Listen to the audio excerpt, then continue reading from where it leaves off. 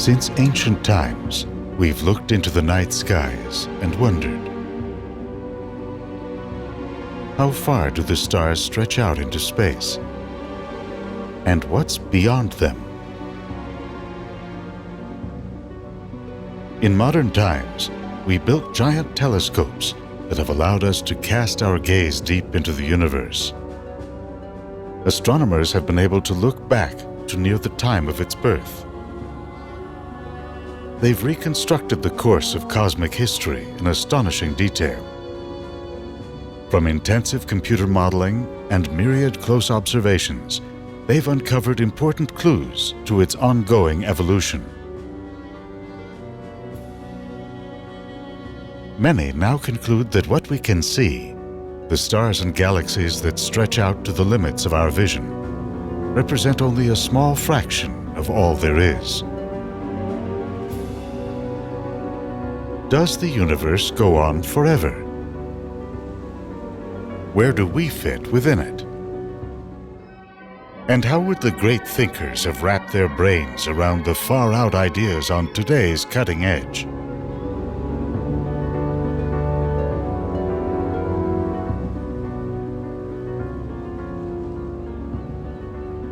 To begin to get a handle on infinity, we are going to need some perspective on the numbers and scales that define our universe. One place to start is a narrow side street in Charles Dickens' London. A curiosity shop, fictional to be sure. Here you can find an unparalleled collection of stuff. Old shrunken heads, manuscripts, newspapers, books, and rare examples of impressively large numbers. From Zimbabwe comes a $100 trillion note. In late 2008, with that nation battered by hyperinflation, it was worth about $1.50 US. Go up 2 orders of magnitude to something decidedly more useful. The fastest supercomputer in history will soon hum along at 20,000 trillion calculations per second, a 20 followed by 15 zeros. You'll have to run it about a day and a half to equal the number of grains of sand on all the world's beaches. That's around a sextillion, a 10 followed by 22 zeros. That's roughly the number of stars in the visible universe. Atoms in the visible universe? That's upwards of 10 to the 78th power, a 10 with 78 zeros. Cubic centimeters? A mere 10 to the 84th, a septuagentillion. To go up from there, we turn to no less a source than the Guinness Book of World Records. The largest named number in regular decimal notation, the Buddhist time period Asamkhya, is 10 to the 140th years, or 100 quintoquadragentillions. Then there's the largest number ever used. Graham's number is a calculation of angles in a type of hypercube. If you divided the visible universe into the smallest units known, called Planck volumes, the total of those units wouldn't get you anywhere close to Graham's number. But it's still nowhere close to the ultimate ceiling. Infinity. For those who find infinity hard to grasp, even troubling, you're not alone. It's a concept that has long tormented even the best minds. Over 2,000 years ago, the Greek mathematician Pythagoras and his followers saw numerical relationships as the key to understanding the world around them. But in their investigation of geometric shapes, they discovered that some important ratios could not be expressed in simple numbers. Take the circumference of a circle to its diameter, called pi. Computer scientists recently calculated pi to 5 trillion digits, confirming what the Greeks learned. There are no repeating patterns and no ending in sight. The discovery of the so-called irrational numbers like pi was so disturbing, legend has it, that one member of the Pythagorean cult, Hippasus, was drowned at sea for divulging their existence. A century later, the philosopher Zeno brought infinity into the open with a series of paradoxes, situations that are true but strongly counterintuitive. In this modern update of one of Zeno's paradoxes, say you have arrived at an intersection, but you are only allowed to cross the street in increments of half the distance to the other side.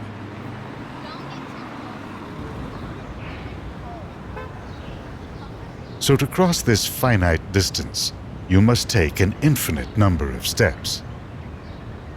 In math today, it's a given that you can subdivide any length an infinite number of times, or find an infinity of points along a line. What made the idea of infinity so troubling to the Greeks is that it clashed with their goal of using numbers to explain the workings of the real world. To the philosopher Aristotle, a century after Zeno, infinity evoked the formless chaos from which the world was thought to have emerged, a primordial state with no natural laws or limits, devoid of all form and content. But if the universe is finite, what would happen if a warrior traveled to the edge and tossed a spear? Where would it go? It would not fly off on an infinite journey, Aristotle said. Rather, it would join the motion of the stars in a crystalline sphere that encircled the Earth. To preserve the idea of a limited universe, Aristotle would craft an historic distinction. On the one hand, Aristotle pointed to the irrational numbers such as pi. Each new calculation results in an additional digit, but the final number in the string can never be specified. So Aristotle called it potentially infinite. Then there's the actually infinite, like the total number of points or subdivisions along a line. It's literally uncountable. Aristotle reserved the status of actually infinite for the so-called prime mover that created the world and is beyond our capacity to understand. This became the basis for what's called the cosmological or first cause argument for the existence of God. Another century later, Archimedes incorporated actual infinity into measurements of curved lines and volumes. His method boils down to a process of summation.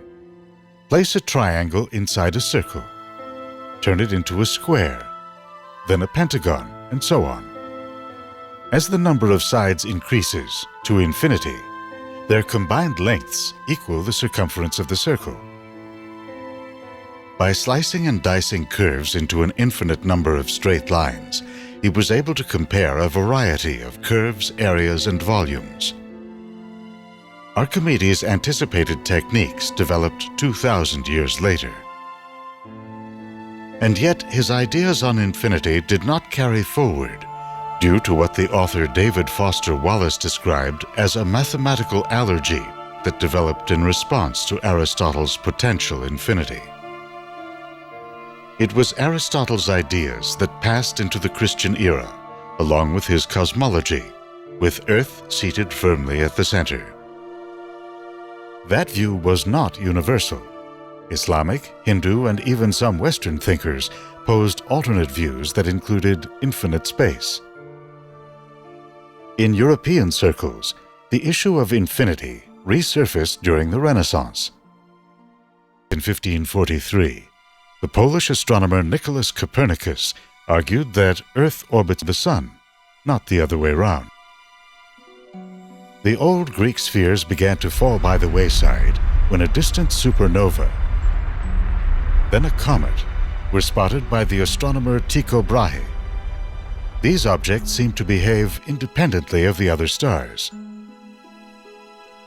A monk named Giordano Bruno inflamed the issue by traveling Europe at the height of the Inquisition to proclaim an infinite universe. In the year 1600, he was burned at the stake for this and other heresies. Just 9 years later, in 1609, Galileo Galilei used the first astronomical telescope to show that the universe is much larger than we thought. In later writings, he even sought to discredit the distinction between potential and actual infinity. Galileo was forced to recant, and the old Aristotelian view held sway. Any attempt to assign a value to infinity, in numbers or in nature, was doomed, for that was the unique province of God. Finally, at the end of the 19th century, the mathematician Georg Cantor sought once and for all to divorce metaphysics from the abstract pursuit of math. Infinity, he wrote, had to be studied without arbitrariness and prejudice.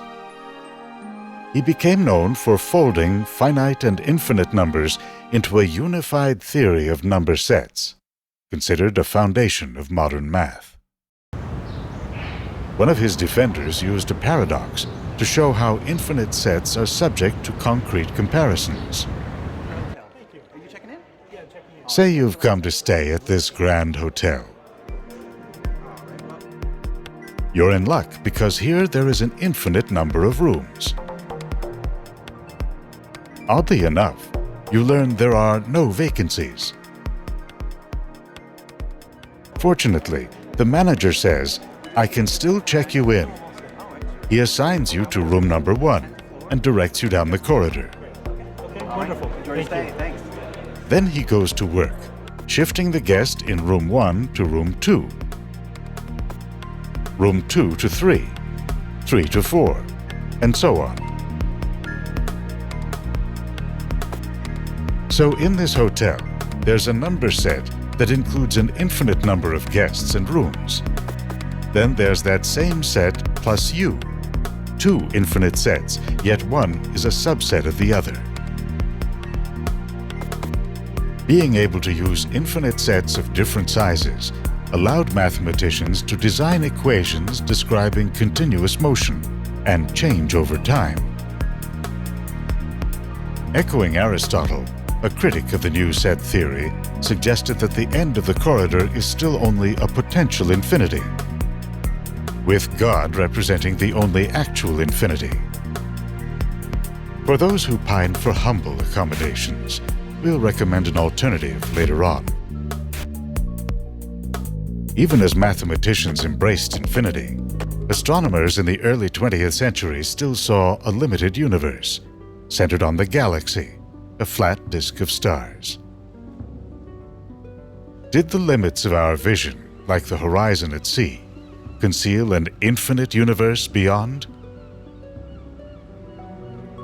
Albert Einstein, for one, believed that if that were true, then the night sky would be filled with dense starlight shining from every direction. We'd reel from the effects of infinite gravity.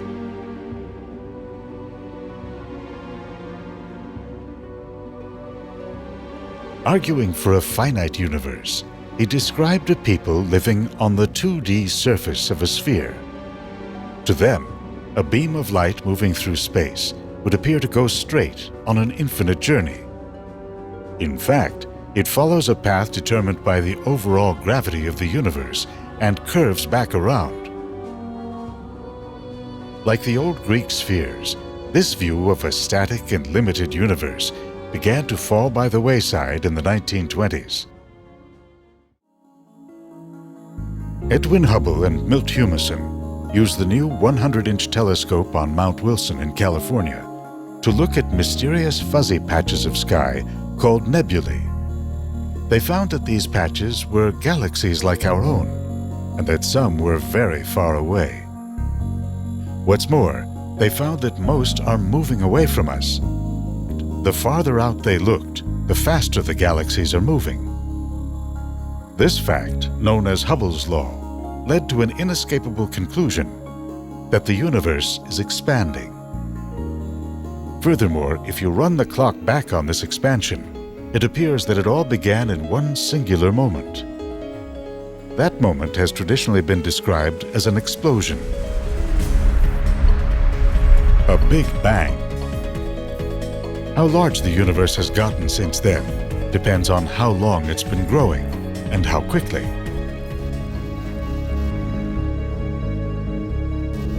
Using an array of modern telescopes, astronomers have recently narrowed the beginning to 13.7 billion years ago.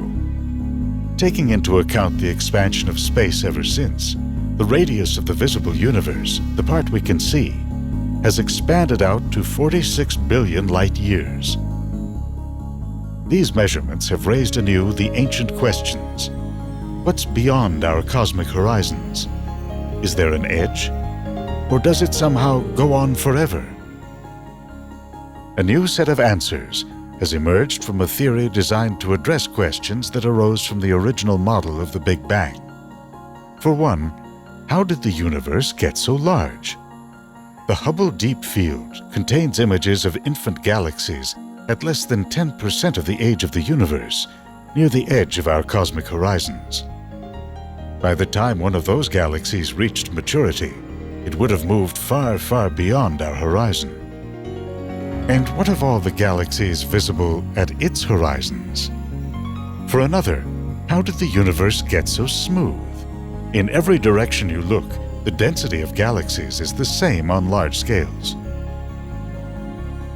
Astronomers believe that whatever process flung the universe outward must have also blended it in its earliest moments.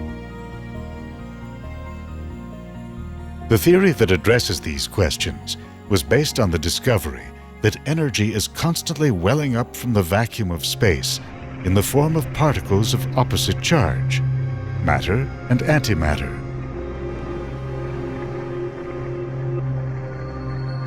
The idea is that in primordial times, an energy field embedded in this so-called quantum vacuum suddenly moved into a higher energy state, causing space and time to literally inflate.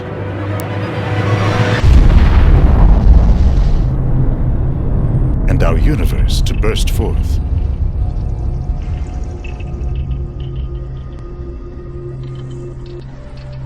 If this theory is right, then our universe is incomprehensibly large. Its author, the scientist Alan Guth, wrote that the universe as a whole would have grown to at least 10 billion trillion times the size of our visible patch. That's a 10 followed by 23 zeros. If you think that's big, a variation on the theory describes the origin of our universe as a physical process that exists far beyond it, out into the seemingly infinite void that had confounded Aristotle and other Greek thinkers.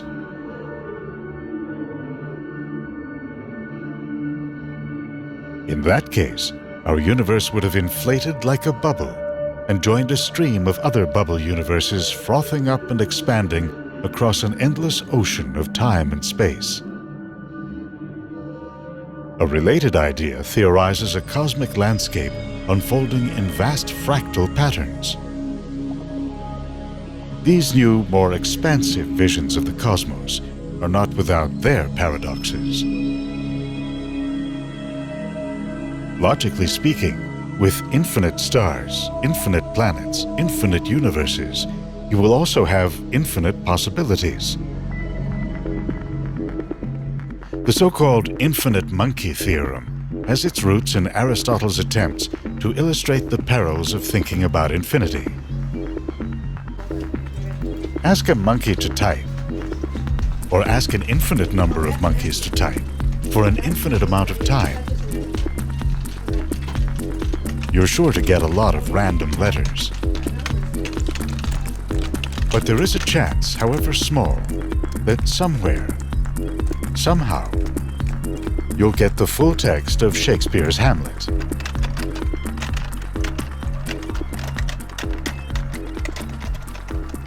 It's clearly absurd.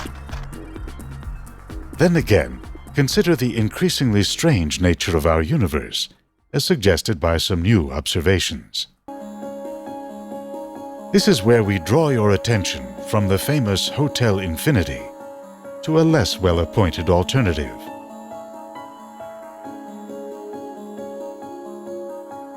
You're sure to get a big welcome at the old Hall of Mirrors.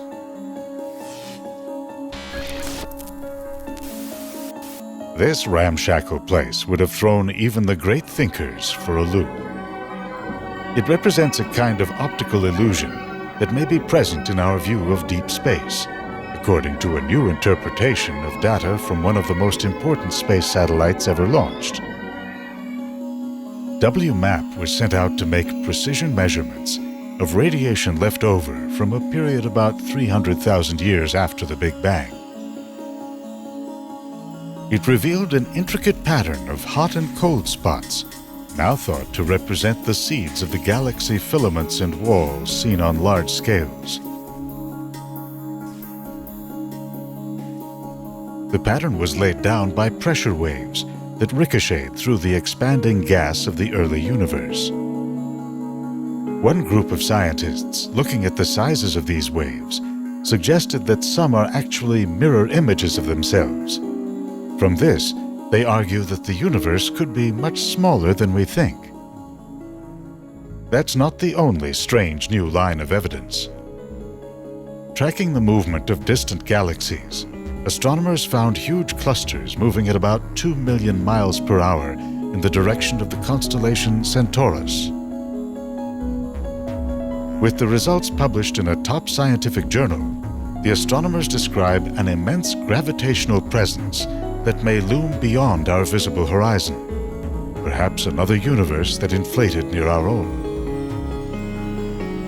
Ideas like these may well have led to imprisonment or death in centuries past. Now they're a part of a field of study that is bursting with data and ideas.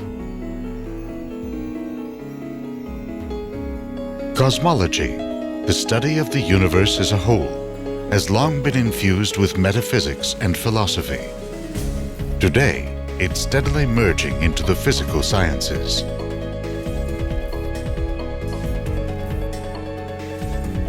So, is the universe infinite? Scientists will continue to look for evidence of what lies beyond our horizons, and to test theories on the nature of time and space. But like the room at the end of an endless corridor, the final answer will always elude us.